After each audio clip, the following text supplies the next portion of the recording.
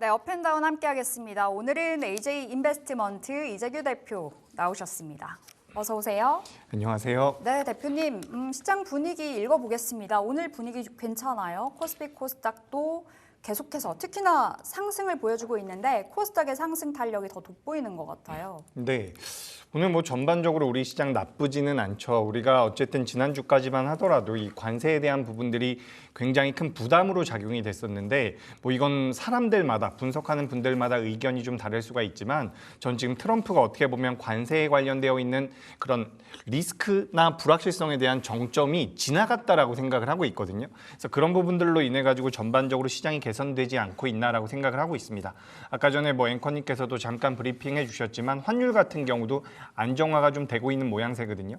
그리고 달러 인덱스 같은 경우도 많이 밀리고 있기 때문에 이런 부분들이 부담으로 작용할 수도 있습니다. 하지만 단기적으로는 일단 우리 시장의 긍정적인 모습을 좀 만들어준다라는 말씀을 드립니다. 다만 우리가 좀 걱정을 해야 되는 부분, 우리가 좀 경계를 해야 되는 부분은 뭐냐면 오늘 우리 시장이 전반적으로 반등을 하고 있음에도 불구하고 외국인들의 수급은 들어오지 않고 있다는 부분이에요. 그래서 이런 부분들은 우리가 이번 주뿐만 아니라 다음 주에도 계속해서 지켜볼 필요가 있다는 말씀 드리고 수급적인 부분들이 개선이 돼야지만 우리 시장의 반등의 연속성이 좀 이어질 가능성이 높습니다. 그러니까 당장에는 더 밀리진 않을 것 같아요. 왜냐하면 관세에 대한 정점이 지나갔다라고 제가 표현을 드렸는데 지금 우리가 시장에 보면 뭐 상호관세에서 품목관세라든지 여러 가지 이야기들이 있죠. 하지만 우리가 어떻게 보면 최악의 상황을 가정했었던 부분들이 있기 때문에 저는 이제 관세에 대한 부분들 같은 경우는 좀 더 극단적인 상황에 놓이지 않는다면 이제 수면 아래로 가라앉을 가능성이 높다라고 보고 있습니다. 다만 이제 그런 내용들이 있다라고 하더라도 외국인들의 수급이 붙어줘야지만 우리 시장이 좀 연속적으로 올라올 수 있다라는 말씀을 드리고 싶고요. 우리가 이제 지난주 같은 경우는 코스피가 좀 더 견조한 모습을 보였거든요. 삼성전자라든지 SK하이닉스 같은 시가총액이 큰 기업들의 자금이 들어오면서 코스피가 상대적으로 잘 버텨주는 모습인 것 같았는데 오늘 모양새를 본다라고 한다면 역시나 코스닥이 좀 더 강합니다. 아무래도 자금이 들어왔을 때 변동폭을 많이 키울 수가 있는 부분이라서 적은 금액으로도 지수 반등 자체가 크게 나오고 있다는 부분이죠. 게다가 최근에는 뭐 이 정책 테마라든지 테마성을 가지고 있는 종목군들 같은 경우도 굉장히 빠르게 변동성을 보이고 있는데 그런 기업들이 또 코스닥에 많이 있기 때문에 코스닥이 상대적으로 좀 강세를 보이지 않나라고 생각이 됩니다. 저는 이제 전반적으로는 긍정적으로 보고 있어요. 이제 여기서부터는 투자자분들의 성향 차이일 가능성이 높겠죠. 코스피는 좀 모아가는 분들 그리고 코스닥 같은 경우는 테마성으로 우리가 트레이딩 관점으로 보는 게 좋은데 전 둘 다 괜찮다라고 생각을 하고 있어요. 그래서 우리가 지금 관세로 인해서 여러 가지 이벤트들이나 이슈들이 수면 아래로 가라앉았는데 지금 우리나라 코스피가 지난주 금요일 기준으로 봤을 때 PBR이 0.8배입니다. 그리고 PER 같은 경우도 0.8배까지 빠져 있는 상황이거든요. 그래서 우리가 오히려 긴 호흡으로 봐도 괜찮고요. 그리고 이제 테마성 종목군들 같은 경우도 제가 뭐 테마성 종목이다라고 말씀드렸지만 정확하게 표현하자라고 하면 6월 달에 조기 대선을 앞둔 정책 테마주들이죠. 근데 그 정책 테마주들 같은 경우는 우리가 기한이 정해져 있다라고 표현을 드릴 수가 있거든요. 그러니까 어떻게 보면 5월 말까지만 유효한 테마들이기 때문에 지금 변동성이 계속해서 나올 가능성이 높습니다. 그래서 우리가 성향에 따라서 포트를 구성할 수가 있지만 빠른 종목군들 같은 경우는 비중을 좀 줄여서는 저는 접근해 볼 필요가 있다라는 말씀 드리면서 시장에 대한 긍정적인 의견 드리겠습니다. 알겠습니다. 관세 관련해서는 어느 정도 수면 아래로 그 리스크가 좀 가라앉을 거다라고 말씀 주셨는데 반도체는 또 다른 문제가 아닐까 싶거든요. 다음 주 중에 반도체 품목별 관세 발표가 예정이 되어 있어서요. 이건 어떻게 우리가 대응을 해볼까요? 네, 일단 뭐 반도체 같은 경우는 저는 긍정적인 의견입니다. 그러니까 이게 관세에 대한 부분들 같은 경우는 아까 전에 말씀드렸던 거랑 어떻게 보면 좀 비슷해요. 그러니까 우리가 지금 뭐 반도체에 대해서 관세를 유예하겠다, 관세를 주지 않겠다, 관세를 매기지 않겠다라고 이야기가 됐던 게 아니죠. 그러니까 관세에 대한 리스크가 계속해서 있었던 상황입니다. 근데 그 부분들이 어쨌든 주가에는 계속해서 반영이 돼 왔던 상황이고 거기서 상호관세 이후에 반도체 쪽에 대해서는 좀 더 시차가 좀 길어지지 않을까라는 기대감이 있었는데 그게 어쨌든 다음 주에 발효될 가능성이 있다라는 거죠. 근데 이 발효가 된다라는 것에 대해서 우리가 어떻게 보면 이미 시장에서는 반영이 돼 있다라고 저는 보고 있거든요. 그런 관점에서 본다라고 한다면 지금 우리가 삼성전자라든지 SK하이닉스 우리나라 기업들에 대한 이런 가치적인 부분들을 좀 판단할 필요가 있다라는 말씀을 드리고 싶습니다. 그러니까 지금 우리가 이 관세라는 큰 뭐라고 이야기를 해야 될지 모르겠는데 관세라는 큰 이벤트 때문에 네. 기업들의 실적이라든지 앞으로의 성장성이라든지 산업 자체의 본질에 대해서 계속해서 왜곡이 되는 부분들이 있는데 지금 우리나라 반도체 기업들이 그렇다라고 한다면 2분기와 3분기 때 실적이 많이 꺾일 것인가라고 한다면 그렇지 않을 가능성이 굉장히 높거든요. 삼성전자 같은 경우도 2분기 때부터 레거시 쪽에 대한 가격 인상이 진행되는 거에 대한 수혜를 받을 수가 있고요. 실제로 이번 1분기 같은 경우는 또 모바일 쪽에서의 사업 매출이 잘 나오면서 어닝 서프라이즈가 나왔다라고도 볼 수가 있죠. 그렇다라고 한다면 삼성전자 같은 경우도 2분기에 대한 기대감이 있고요. SK하이닉스 같은 경우도 D램 쪽에서 점유율 1위를 달성을 했는데 그 명분은 또 HBM 쪽에 대한 모멘텀이었습니다. 그래서 전반적으로 본다라고 한다면 SK하이닉스 같은 경우는 HBM 쪽에 대한 그런 비교 우위를 계속해서 지켜갈 가능성이 높고요. 삼성전자 같은 경우도 레거시 쪽에 대한 가격 인상에 대한 수혜를 받을 가능성이 굉장히 높다라는 거죠. 네. 그렇기 때문에 저는 반도체 같은 경우는 우리가 이 관세에 대해서는 전 너무 신경 안 쓰셔도 될 것 같아요. 어차피 마이크론이 있다라고 하더라도 삼성전자와 SK하이닉스가 없으면 미국 내에서 그 캐파를 전부 다 소화할 가능성이 굉장히 낮습니다. 그러니까 전 세계에서 어쨌든 우리나라 기업들이 가장 잘하고 있기 때문에 부담이 분명히 되지만 예를 들어서 삼성전자가 아니라 다른 A라는 기업이 똑같은 업종을 영위한다라고 한번 해보죠. 근데 그 기업도 같이 관세를 맞는다라고 한다면 기술적으로 캐파적으로 우위에 있는 삼성전자나 SK하이닉스가 피해를 받을 가능성은 낮다라는 거죠. 네. 물론 기업 자체의 수익성이 둔화가 되고 그런 관세로 인해서 미국의 경기 자체가 침체가 된다라고 한다면 문제가 될 수가 있겠지만 그런 것들을 차치한다라고 하더라도 그런 것들을 이제 우리가 감안한다라고 하더라도 저는 우리나라 반도체 기업들은 충분히 메리트가 있다라는 말씀을 드리고 싶습니다. 그리고 추가적으로 지금 우리나라 삼성전자의 PBR이 1.1배에서 1.2배 수준이거든요. 네.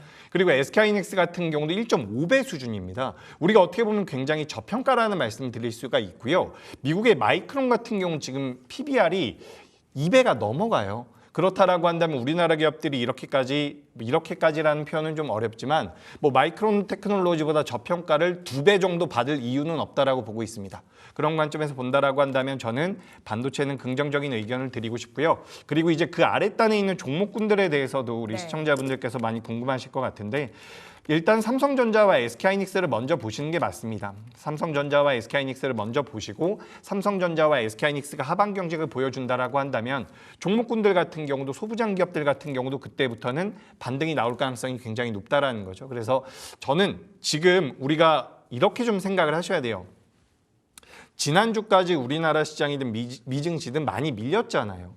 근데 많이 밀렸다가 되반등이 나올 때에는 반도체가 먼저 나올 가능성이 굉장히 높아요. 네. 물론 그 다음에는 다른 종목들이 갈 수 있습니다. 뭐 조선도 갈 수가 있고요. 다른 업종들이 갈 수가 있는데 일단 대한민국이라고 한다면 반도체가 차지하고 있는 비중 자체가 굉장히 크기 때문에 일단 지수 자체가 저점을 잡은 이후에는 반도체가 먼저 들어올 겁니다.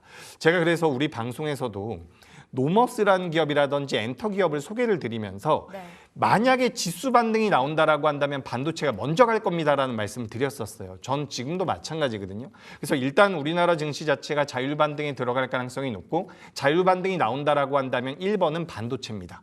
그리고 그 자율 반등 이후에는 옥석 가리기가 필요하겠죠. 근데 단기적으로는 반도체는 엄청나게 업황이 좋을 것이다. 지금 당장의 메리트를 가져갈 것이다라는 관점이 아니라 기술적 반등만 나온다라고 하더라도 안정적인 반등이 나올 가능성이 높기 때문에 어떻게 보면 지금 매수하기도 괜찮고요. 보유하고 계시다라고 한다면 홀딩이 적합한 상황이다. 네. 이렇게 정리드리겠습니다. 그러니까 반도체는 단기도 중장기적인 관점도 다 오케이 사인 주신 거네요. 네, 맞습니다. 알겠습니다. 자, 우리 아이폰 관련해서도 전략을 세워봐야 될 텐데 지금 뭐 관세 매긴다면 아이폰 값 뭐 일부 종목은 500만 원이 넘어간다고도 이야기가 되더라고요.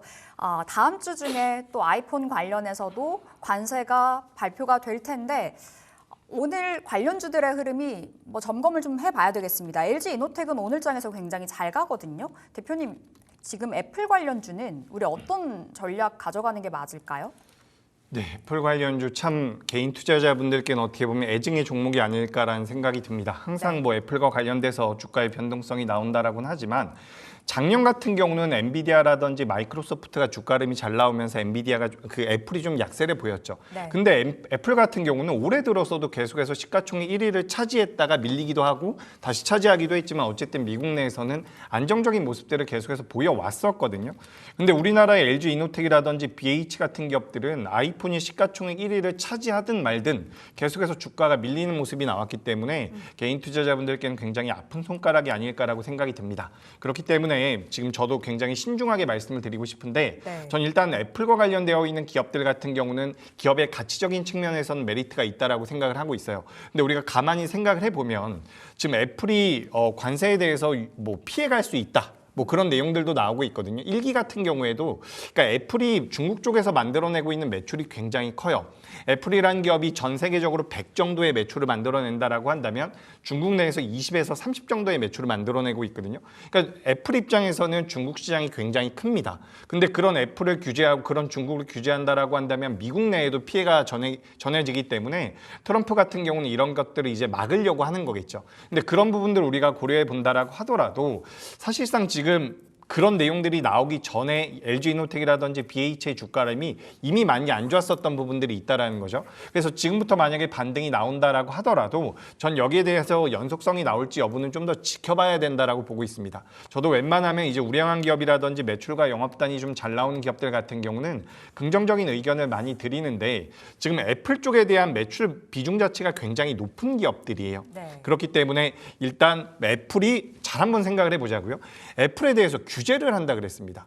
근데 규제를 하기 전에도 못 올랐었던 기업이 규제를 안 한다라고 해서 주가가 올라가는 것은 뭐 낙폭 과대의 측면에선 반발 매수가 들어올 수가 있겠지만 우리가 추세적인 우상향을 고민해 본다라는 것은 좀 어렵지 않을까. 저는 이렇게 좀 생각이 되기 때문에 우리가 애플 관련주들 같은 경우는 반등이 나오면 뭐 지금 당장에 매도하실 이유는 없습니다. 지금 LG 이노텍도 그렇고요. BH 같은 경우도 지난 4월 9일 날 대체적으로 저점 라인대가 나왔거든요. 네. 그래서 이 자리 이탈하지 않는다라고 한다면 추가적인 보유가 가능하지만 신규로 따라붙기에는 전 좀 부담이 된다라고 보고 있어요. 그래서 우리가 이 애플 사태라고 표현하기는 좀 그런데 애플과 관련되어 있는 이런 일련의 과정들에서 우리가 투자 아이디어를 만들어 볼 수가 있는 게 뭐냐면 결국에 미국은 지금 중국 쪽에 좀 불리하게 진행이 되고 있는 것 같아요.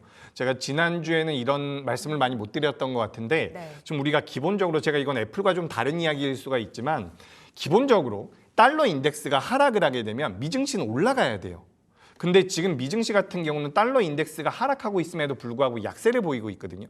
근데 그런 과정에서 미국의 채권 금리는 올라가고 있습니다. 그러니까 미국 쪽이 굉장히 불리하게 진행이 되고 있다는 거예요. 그러니까 트럼프가 안 하겠다. 관세를 좀 보편 관세를 상호 관세를 유예하겠다. 이런 이야기들이 나왔었던 거죠. 그래서 지금 전반적으로 뭐 반도체라든지 스마트폰이라든지 PC에 대해서도 뭐 연기할 수 있다라는 내용들이 나왔다가 다시 한번 뭐 금방 부과될 것이다라고 다시 한번 이야기가 바뀌긴 했지만 전반적인 흐름을 본다라고 한다면 지금 미국 쪽에서는 중국의 너무 강경한 태도 때문에 당황하고 있을 가능성이 높습니다. 네. 그래서 이런 부분들을 우리가 고려해 본다라고 한다면 미국이 중국을 생각보다 규제하지 못할 가능성도 있다라는 말씀을 드리고 싶고 그런 관점에서 어떻게 보면은 미국에서의 수혜를 받는 기업들 외에 중국 쪽에서의 모멘텀을 가져가고 있는 기업들 이런 기업들 같은 경우도 우리가 계속해서 체크가 필요하지 않을까 저는 그렇게 좀 생각을 하고 있습니다. 그래서 우리가 뭐 미국에서 관세를 유예한다는 부분들로 인해서 투자 아이디어로 가져올 필요도 있지만 더 큰 흐름에서 본다라고 한다면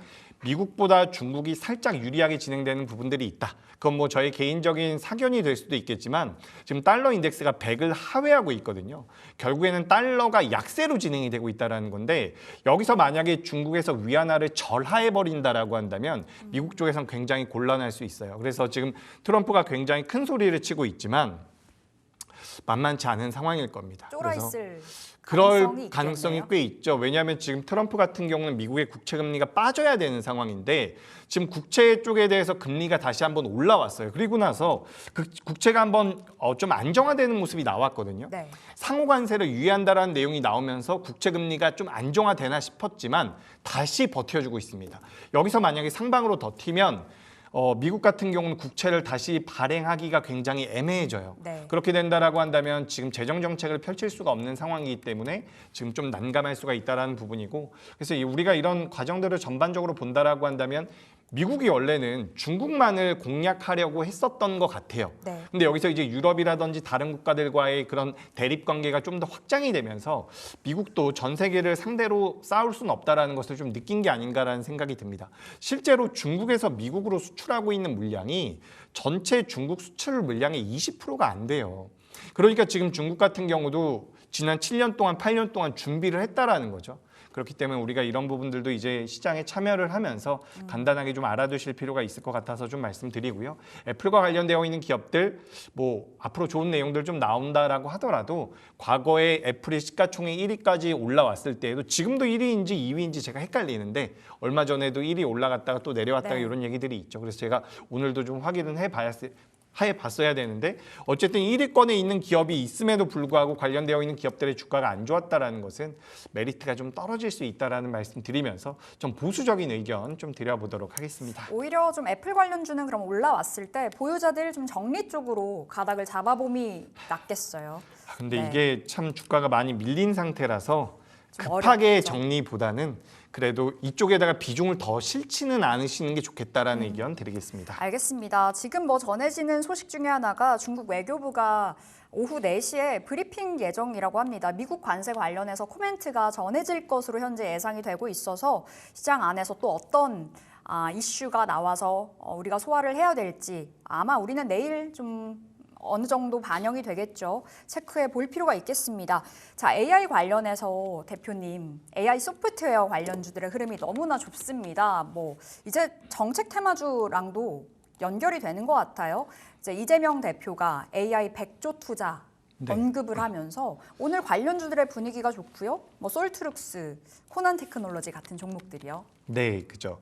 AI 관련주들 보면 그래도 네. 참 다행이라는 생각이 듭니다. 작년에도 그렇고요. 올해 작년이죠. 작년에 이제 AI 소프트웨어 기업들의 주가림이 굉장히 좋았었는데 굉장히 오랫동안 조정을 받았죠. 근데 최근에 어쨌든 정책 테마로 엮이면서 주가의 변동성이 굉장히 잘 나오고 있거든요. 그래서 우리가 일단은 제가 냉정하게 말씀드려보자면 지금 우리가 AI 소프트웨어 기업들 같은 경우는 성장성에 대해서 투자를 하고 있는 건데 지금 당장에는 테마성으로 투자하는 게 맞다라고 생각이 되고 있어요. 그래서 관련되어 있는 기업들에 대해서 이재명 전 대표가 투자를 많이 하겠다라는 내용들이 나왔죠. 100조라는 게 사실 굉장히 큰 돈이거든요. 네. 우리나라의 1년 예산이 500조에서 600조 정도가 됩니다. 2025년도 기준으로 약 600조 정도가 될 텐데 100조를 투자한다라는 것은 굉장히 큰 금액이에요. 근데 거기서 우리가 따져본다라고 한다면 시가총액이 가장 큰 기업이 어떻게 보면 네이버라고 볼 수가 있겠죠. 사실 뭐 이런 변동성 기준으로 따져본다라고 한다면 네이버를 네. AI 관련주로 엮는 분들은 안 계시겠지만 지금 네이버의 시가총액이 30조가 안 되거든요. 그런 것들을 고려해 본다라고 한다면 굉장히 큰 금액이 시장에서 투입될 것이다라는 기대감이 있는데 제가 냉정하게 말씀드려요. 이건 테마입니다. 일단 우리가 테마로 보는 게 맞아요. 물론 성장성도 분명히 있죠. 성장성도 분명히 있는데 일단 테마로 접근하시는 게 맞다라는 말씀드리고 그런 테마의 관점으로 봤을 때는 저는 매매해 보실 가치는 충분히 있다라고 보고 있습니다. 그래서 우리가 지금 시장에서 솔트룩스 이야기도 많이 나오고요. 네. 크라우드웍스라든지 몇몇 기업들 이야기가 나오는데 지난주 후반부터는 이 의료 신약 개발함에 있어서 동물 실험이 아니라 그 AI를 이용한다라는 이야기가 나오면서 우리나라 시장에서 신테카 바이오라든지 온코크로스 같은 기업이 주가의 변동성이 좀 나왔었거든요.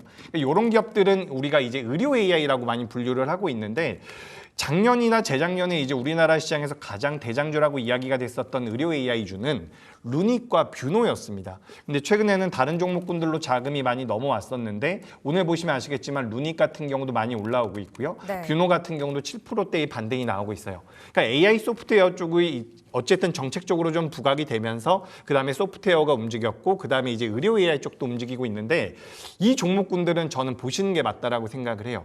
제가 지난주에 우리 방송은 아니었고 우리 방송국에 나와서 제가 이런 말씀을 드린 적이 있어요. 사실 주식이라는 게 가치 투자의 관점으로 본다라고 한다면 연말에 뭐 배당도 받을 수가 있고요. 내가 기업이 성장하는 것과 같이 함께 할 수도 있는데 지금 우리가 시세 차익을 노려본다라고 한다면 어쨌든 자금이 들어오는 쪽에 대한 관심이 필요하거든요. 네. 제가 아까 전에도 잠깐 말씀드렸다시피 조기 대선이라는 게 6월 달에 있습니다. 6월 이후에는 이런 정책 테마들이 굉장히 약해질 가능성이 높거든요. 반대로 이야기를 해보면 지금은 자금이 들어올 수 있다는 거죠. 만약에 전 일단 지수 자체도 하반 경직을 보일 가능성이 높다라고 보고 있는데 만약에 여기서 지수 자체가 약세를 보이거나 흔들림이 계속해서 이어진다라고 한다면 정책 테마 쪽으로 자금이 많이 들어올 거예요. 그래서 우리가 과거 과거에는 대선이라든지 이런 선거철에는 네. 우리가 저출산 관련주라든지 일자리 관련주들이 많은 변동성을 보였거든요. 근데 지난주부터 이제 우리 시장에서 많이 부각이 되고 있는 게 AI 쪽이 있고요. 하나는 창투사가 있습니다. 그리고 또 한 가지는 뭐냐면 지금 컨텐츠 쪽 같은 경우도 정책 테마로 엮이면서 변동성이 들어오고 있거든요. 지난주에 이제 Y랩이라는 웹툰 기업이 상한가에 들어갔고 네. 오늘 같은 경우는 이제 M83이라는 기업 같은 경우도 15% 16% 이렇게 올라오고 있는데 이게 다 정책이라고 지금 보셔야 돼요. 그래서 우리가 과거에는 저출산 쪽과 일자리 쪽만 봤다라고 한다면 창투사는 항상 움직였어요. 네. 그러니까 우리가 요 세 개 같은 경우는 과거에도 있었던 정책 테마라고 본다면 올해 이번 대선 같은 경우 이번 조기 대선 같은 경우는 AI나 컨텐츠 쪽에 대한 관심이 필요하지 않을까라고 생각을 하고 있습니다. 그렇다라고 한다면 AI 쪽 같은 경우도 성장성이 추후에는 부각이 될 가능성이 높고요. 컨텐츠 같은 경우도 어쨌든 한한령 해제에 관련되어 있는 내용들이 있죠. 뭐 주말에 뉴스를 보니까 중국에서 우리나라 가수가 공연도 했다라는 이야기가 나오고 있더라고요. 그래서 네. 이 종목군들 같은 경우는 굉장히 오랫동안 낙폭도 나왔고 그리고 어떻게 보면 굉장히 신선한 테마가 될 수가 있기 때문에 트레이딩 관점으로 보시는 분들 그리고 우리가 이제 정치 테마라고 한다면 굉장히 변동성이 크기 때문에 위험하다라고 생각을 하실 텐데 인맥 테마 같은 경우는 종잡을 수가 없죠. 하지만 정책 테마 같은 경우는 어느 정도의 연속성이 나올 가능성이 높고 그래도 뭐 5월 중순까지는 변동성이 좀 나오지 않겠습니까? 네. 그래서 5월 중순까지만 우리가 기간을 좀 잡고 비중 자체를 줄여서 공략해 본다라고 한다면 전 이런 정책 테마들 같은 경우도 좀 관심 가져볼 필요가 있지 않을까라는 의견 드리겠습니다. 그러면 저는 질문 드리고 싶은 게 원체 이제 트럼프 그 관세 리스크 안에서 우리 시장이 움직이잖아요. 안정적인 투자처 어딜까 고민을 해본다면 그 섹터 방금 말씀 주셨던 정책 테마에서도 찾아볼 수 있을지 그러니까 AI 그리고 컨텐츠로 봤을 때 어디가 좀 더 매력적일까요? AI와 컨텐츠라고 한다면 전 둘 다 매력적일 것 같습니다. 그럼 둘 다 지금 자리 안전한 투자처로 괜찮다라고 보세요? 사실 주식 투자에 무조건 안전한 투자처는 전 없다라고 생각을 하거든요. 우리가 예적금 같은 경우는 안전자산이라고 이야기를 하죠. 하지만 주식은 우리가 안전자산이라고 이야기를 하지 않습니다. 그래서 우리가 완전히 안전한 투자처다라고 제가 말씀드리긴 좀 어려운데 우리가 지금 어쨌든 트럼프 관세에 대한 이야기들이 계속 나오고 있어요. 근데 우리가 팩트를 좀 짚어본다면 지금 사실 미증시 같은 경우는 예전에 닷컴 버블이 터지기 전 수준까지 시장 자체가 많이 올라가 있었던 상태입니다. 그러니까 시장이 많이 올라갔었던 상태에서 밀림이 나온 거죠. 근데 그 밀림이 나오는 과정에서 관세라는 내용이 그 기폭제의 역할을 했다라고는 저는 생각을 하고 있어요. 하지만 우리가 큰 관점에서 본다라고 한다면 산업의 본질은 변하지 않는다라고 생각을 하고 있거든요. 그렇기 때문에 우리가 안전한 투자처라고 한다라는 것은 결국에는 2분기와 3분기와 4분기 그리고 2026년도에도 실적이 좋아질 수 있는 그런 산업군이라고 저는 생각할 필요가 있다라고 보고 있어요. 네. 그런 관점에서 본다라고 한다면 지금 관세에 대한 부분들은 지금 그 뉴스라든지 이런 거 보면 헤드라인이 그렇게 나오는 것 같지는 않아요. 근데 제가 느끼기에는 트럼프가 지금 꼬리를 내린 형국이거든요. 그렇다라고 한다면 관세에 대한 부분들 같은 경우는 이제 수면 아래로 가라앉을 수 있다 이런 말씀을 드렸는데 그렇다라고 한다면 우리나라 기업들이 2분기와 3분기와 4분기 때 잘할 수 있는 분야가 뭐가 있을까? 라고 한다면 저는 일단 뭐 반도체도 당연히 매력적이라고 생각을 하고 있고요. 그리고 그런 반도체가 올라오는 자율 반등 이후에는 또 조선이라든지 방산이 움직일 수도 있겠죠. 근데 지금 당장에 이제 안정적인 투자처라고 한다면 전 일단 낙폭이 과하고 저평가된 쪽이 맞다라고 생각을 하고 있어요. 네. 그런 관점에서 본다라고 한다면 저는 여전히 중국향 매출이 나올 수 있는 쪽도 봐야 된다라고 보고 있거든요. 그러니까 우리가 지난주에 미국 쪽에서 상관세를 유예하면서 중국과 관련되어 있는 기업들, 특히나 뭐 화장품 같은 경우는 밀림이 나오지 않을까라는 분석도 굉장히 시장에 많았는데 저는 그렇게 생각하지는 않습니다. 우리가 큰 흐름으로 본다라고 한다면 지금 미국 쪽에서 매출이 나오고 있는 기업들보다는 중국향 매출이 나오는 기업들이 좀 더 매력적인 게 맞아요. 제가 뭐 롯데관광개발이라든지 중국향 네. 매출이 나오는 뭐 SM이라든지 이런 기업들 같은 경우는 눌림이 나올 때마다 관심을 가져볼 필요가 있다. 그리고 추가적으로 트레이딩 관점으로 본다라고 한다면 아까 전에 잠깐 이야기해 주셨었던 그 정책 테마, 네. AI라든지 그리고 컨텐츠 같은 경우도 충분히 메리트가 될 수가 있고요. 말씀드리다 보니까 교집합이 하나 있네요. 바로 컨텐츠인 것 같습니다. 네. 그래서 컨텐츠 같은 경우도 지금 이제 CJ ENM 같은 경우도 주가 흐름이 굉장히 안 좋은데 월봉이나 연봉으로 본다라고 한다면 고점 대비해서 거의 10분의 1 토막이 나와 있는 상황입니다. 그래서 이런 기업들 같은 경우 우리가 체크를 해볼 필요가 있지 않을까. 않을까 이렇게 의견 드리겠습니다. 알겠습니다. 시간이 굉장히 빨리 가고 있네요. M83도 우리 수익 중이긴 한데요. 13%가량의 수익 중이고 짧게 S&D, AS도 해볼게요. 불닭볶음면 소스 관련해서 말씀 주셨었잖아요. 15% 이상의 수익 기록 중입니다. 네, 우리가 지난주에 S&D를 했죠. 맞아요. 그래서 일주일 지난주에 만에요. 그죠. 지난주에 이제 제가 말씀드리기로는 시장이 많이 밀렸기 때문에 우리가 기술적으로 접근해서 반등이 나올 수 있는 기업인데 네. 내재 가치가 좀 있는 기업들을 보시는 게 좋겠습니다라는 말씀 드렸거든요. S&D 같은 경우는 계속해서 투자 경고에 들어가 있었던 상황인데 지난주에 이 기업의 시가총액이 1,000억대까지 내려왔었어요. 근데 우리가 예상이 되고 있는 영업이익이 200억에서 300억 정도 나온다라고 한다면 주가가 밀려 내려왔을 때 매수하기가 적합한 상황이었다라는 거죠. 게다가 이 기업 같은 경우 어쨌든 방어주의 성격도 띠고 있기 때문에 지금 이 기업이 밀린다라고 한다면 매수를 안 할 이유가 없다. 네. 그런 관점에서 우리가 접근을 했다라는 말씀 드리고 싶고요. S&D가 어쨌든 삼양식품 쪽에다가 납품을 하고 있는데 PER 기준으로 지금 절반의 평가도 못 받고 있는 상황입니다. 그런 관점에서 본다라고 한다면 전 여전히 상승 여력은 남아있다라고 생각을 하고 있고요. 지금 69,000원대에서 움직이고 있는데 지난 고점이 76,000원입니다. 이 가격까지는 다시 한번 올라올 수 있지 않을까. 그래서 지난주에 제가 73,000원 말씀드렸는데 일단 73,000원 계속해서 유지하면서 다음번에 또 변동성 나오면 추가적으로 브리핑 드리겠습니다. 알겠습니다. S&D 홀딩 해보도록 하겠고요. 지금 이 시간에 어떤 종목 받아볼 수 있을까요?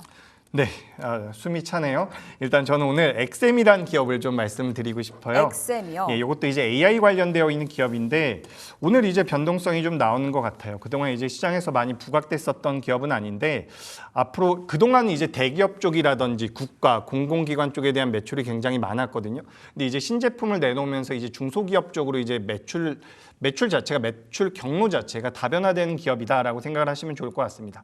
그래서 뭐 클라우드라든지 데이터 그리고 앱 쪽에서도 매출이 계속해서 우상향할 가능성이 높은 그리고 우리가 AI 기업들 이야기를 한다면 대체적으로 매출단은 나오지만 영업이익이 적자인 기업들이 많거든요.